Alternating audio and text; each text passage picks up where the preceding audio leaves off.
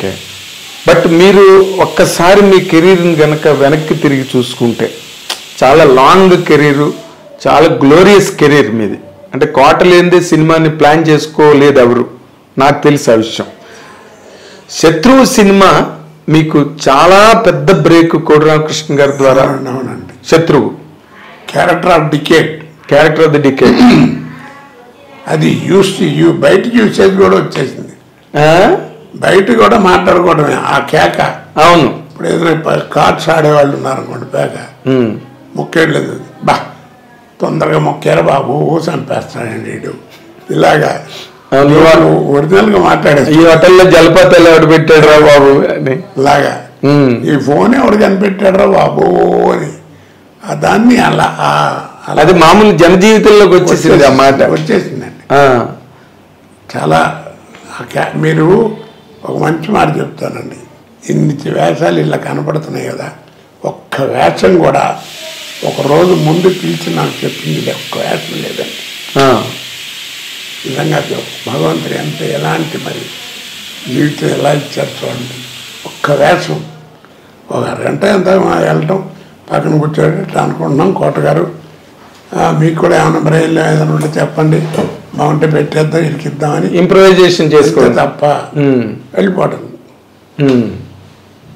అంటే మీరు ఒక అంటే నేను ఎందుకంటే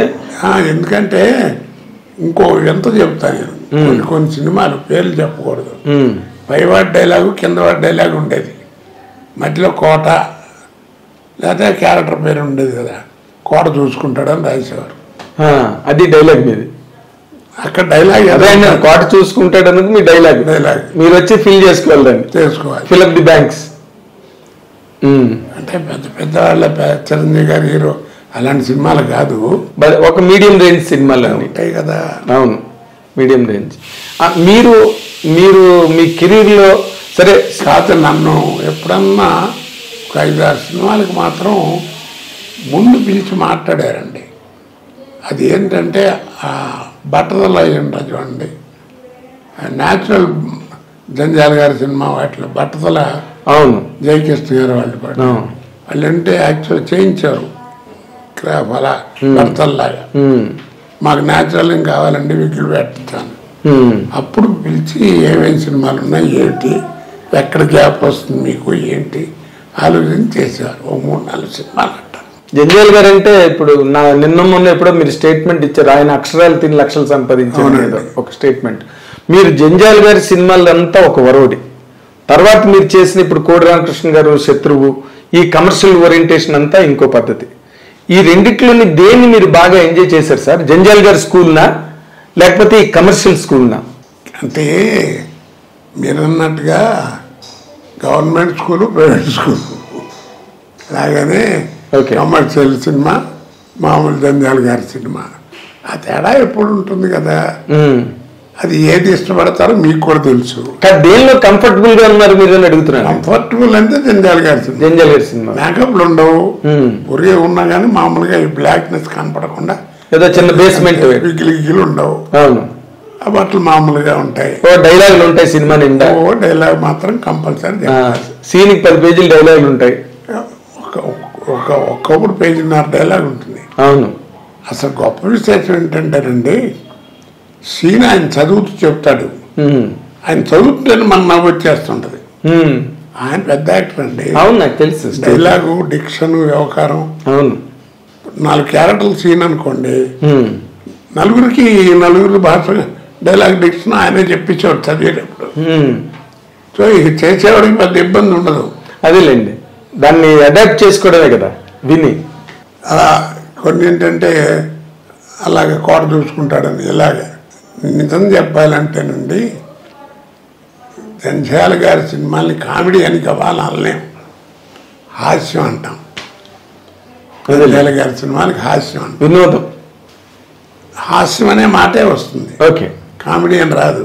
అవును. ఇప్పుడు ఏంటంటే ప్రతివాడు కమెడియన్ అంటారు. ఇది కామెడీ, అది హాస్యం. ఓకే.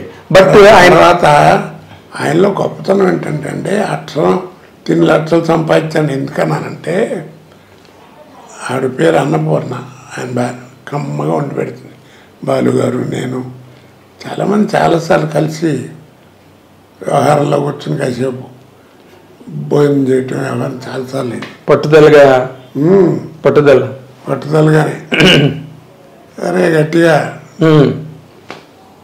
రసం సాంబార్తో పాటు ఇంకో లిక్విడ్ కూడా మజ్జిగ పులుసులాగా కాల్షియం కమ్మగా ఉండదు, మామూలుగా ఉండదండి భోజనం. అంత బాగుండేది. రాత్రి మగళ్ళు ఎప్పుడైనా ఖాళీ ఉంటే పిలిచేవాడు. వెళ్ళిపోవడం ఆయన పిలిచారంటే. బాలుగారు మీరు బాలుగారు అంటే అలా బాలుగారు కూడా వచ్చేవాడు అప్పుడప్పుడు. అదేలేండి చెప్తున్నా. ఆయన ఎవరు ఖాళీగా ఉంటే వాళ్ళు ఫోన్ చేయడం, ఎరా ఖాళీగా రారా ఇంకా గజమా కబుర్లు. ఆయన ఎందుకంటే నాకు నచ్చేది అలా భోజనం చేసాం. ఆయన అక్షరం దీనిలో నిజంగానండి. ఆయన రచనలో 2 ముక్కలు చెప్తాను. అక్షరంలో అమ్మతనం ఉంటుంది ఆయన రచనలో. ప్రతి అక్షరంలోనూ మదర్ టంగ్ అన్నట్టుగా ఉంటుందండి. అదేలేండి. భాష పడికట్టు మాటలు ఉంటాయి. పదప్రయోగం తెలుగు భాష ఎంత కమ్మగా ఉంటుందని అనిపిస్తుంది. ఎంత గొప్పదంటే సీన్లో ఆ సినిమా పేరు నీకు నాకు పెళ్ళి అంట అనుకుంటా.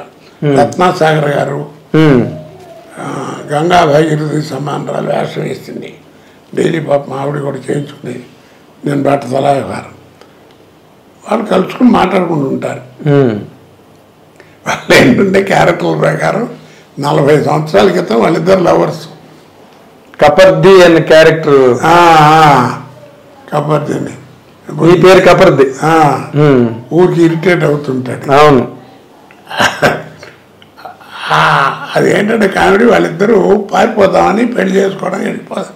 డైలాగ్ రూపాయన వస్తుంది. వెళదామని వస్తే వీడికి మన రైల్వే గేట్ వస్తే బస్సు అవుతుంది. వీళ్ళు లక్ష్యంగా వచ్చి పూర్తి చేసుకొస్తాను అన్నారు. అంటే ఇప్పట్లాగా మనకి వాష్రూమ్లో లేవు కదా. అవును. ఇక్కడ తుప్పల్లోకి ఎక్కడికో పోతాడు. వీడు తిరిగి వచ్చారు కూడా గేటు తీస్తారు, బస్సు వెళ్ళిపోతుంది. అట్లా విడిపోతాడు.